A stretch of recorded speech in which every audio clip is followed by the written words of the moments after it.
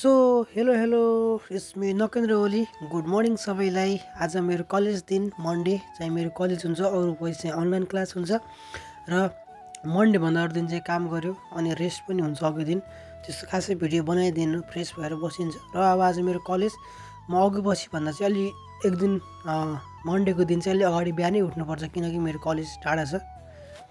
अनि अब चाहिँ म लागिहालेँ कलेजतिर। टक्क रेडी भएँ, कपाल चाहिँ यस्तै जिङरिङ छ।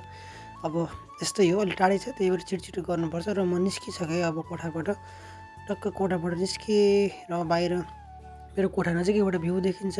अनि म चाहिँ सरसर गएँ र म चाहिँ ट्रेनको यसो त्यो हेरेको टाइम एकदम ट्रेन लागिसकेको छ, त्यही भएर म चाहिँ एकदम दौडिरहेको छु। ट्रेन फुत्किन्छ, एउटा ट्रेन फुत्क्यो भने फेरि ट्रेन कुर्नुपर्छ। कोरियामा भागदौड चलिरहेको छ र म चाहिँ अब पुगिसकेको छु स्टेसन नजिक। मेरो स्टेसन चाहिँ यही हो। अनि म चाहिँ अब यहाँबाट स्टेसन चढ्छु। मैले 3वटा ट्रेन चढ्नुपर्छ र म चाहिँ फर्स्ट ट्रेनको लागि कार्ड हानिसकेँ र म चाहिँ अब ट्रेन टक्क चढ्न गइसकेँ। तपाईँहरूले देख्न सक्नुहुन्छ यहाँ चाहिँ मान्छेहरू पुरै लाइन छ, ट्रेन कुरिरहेको छ सबैले। नभन्दै टक्क ट्रेन आयो। अब म चाहिँ टक्क ट्रेनमा चढ्छु। देख्न सक्नुहुन्छ तपाईँहरूले ट्रेनभित्र पनि यस्तै भिड छ मान्छेहरूको, बिहानको टाइममा बिजी हुन्छ। र सँगसँगै तपाईँहरूले देख्न सक्नुहुन्छ कोरियामा चाहिँ यस्तो अन्डाउन हुन्छ ट्रेन। अनि टक्क म त्यहाँबाट झरिसकेँ। अब झरेँ, पहिलो ट्रेन झरेर म दोस्रो ट्रेन चढ्छु। अनि पहिलो दोस्रो ट्रेन चढ्दै थिएँ तर ट्याक्क त्यहाँ पनि ट्रेन फुत्कियो र मैले गर्दैछु। अब म अर्को ट्रेन कुरेर बस्छु। टक्क अर्को ट्रेन कुरेर बसेको, साथी पनि ठ्याक्कै आयो। अनि साथी र म चाहिँ अब सँगसँगै एउटै ट्रेनमा कलेज गइन्छ। अनि यो चाहिँ तपाईँहरूले देख्न सक्नुहुन्छ। दोस्रो ट्रेन झरिसकेपछि म गिम्पो इन्टरनेसनल एयरपोर्ट पुगिसकेँ र अब गिम्पो इन्टरनेसनल एयरपोर्टबाट लास्ट एउटा ट्रेन चढ्नुपर्छ र अर्को ट्रेन पनि चढिसक्यो। र मेरो उन्याङमा चाहिँ कलेज हो गिम्पो युनिभर्सिटी।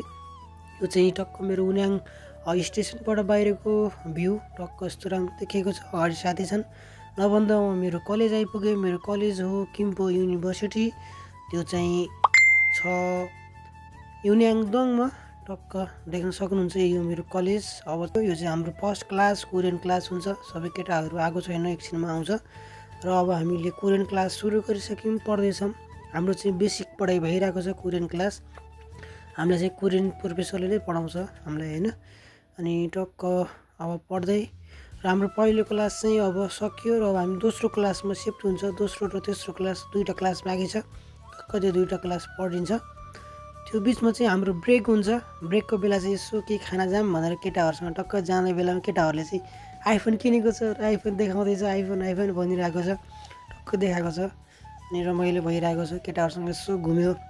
अब सधैँ हामी अरू कुराहरू खान्थ्यौँ कहिले के, तर अब आज हाम्रो यसो प्लान भयो, कति त्यही मोमो खाने, कति त्यही रामेन खाने। अब आज चाहिँ हामी हेजाङकु खाना जाऊँ न त भनेर सबै केटाहरू कस्यौँ। र आज चाहिँ चिसो मौसम थियो। हामी चाहिँ हेजाङकु खाना जानुको लागि कसिसकेको छ सबै केटाहरू 5-7जना टक्क लगाएर। र अब हामी हेजाङकुको पसल नजिकै पुगिसक्यौँ। अनि यहाँ चाहिँ टक्क लाइन कुर्नु पर्ने भयो, ट्राफिक लाइट कुर्दैछौँ। र हामी एकछिनपछि हेजाङकु अर्डर गरेर खान लागिसक्यौँ। केटाहरूले टक्क लगाएर खाँदैछ, मिठो थियो, टक्क खाइयो हेजाङकु टक्क पेट भरिने गरी। तपाईँहरूले देख्न सक्नुहुन्छ मैले पनि सुप मिठोमा खाइरहेको छु। एकदम मिठो छ। चाउलको जस्तो चाहिँ मिठो थिएन यहाँ, अलि त्यस्तो, तर मिठै थियो भनौँ। अनि टक्क खाइयो र केटाहरूले पनि टक्क मजासँग मिठो मानेर खाँदैछ। अनि एकछिनपछि अब खाइसक्यो, खाएर हामी त्यहाँबाट निस्किसक्यो टक्क। अनि हाम्रो अर्को क्लास पनि सुरु भइसक्यो। यो चाहिँ हाम्रो सेकेन्ड पिरियड पढाइ भइरहेको छ र सेकेन्ड र थर्ड पिरियड चाहिँ एउटै प्रोफेसरले पढाउनुहुन्छ। अब हाम्रो 2टा सँगै पढाइ हुन्छ र क्लास पनि अब हाम्रो सकिसक्यो। 2वटै पिरियड सकिसकेपछि अब हामी चाहिँ आफ्नो गन्तव्य घरतिर लाग्दैछौँ। मसँग मेरो एकजना साथी छन्। हामी खुसी हुँदै आफ्नो घरतिर जाँदैछौँ किनकि अघि पछि काम हुन्छ र त्यो दिन टक्क रेस्ट पनि टाइम केही समय 2-4 घन्टा हुन्छ, रेस्ट गर्न पाइन्छ, आफूलाई टाइम स्पेन्ड गर्न पाइन्छ।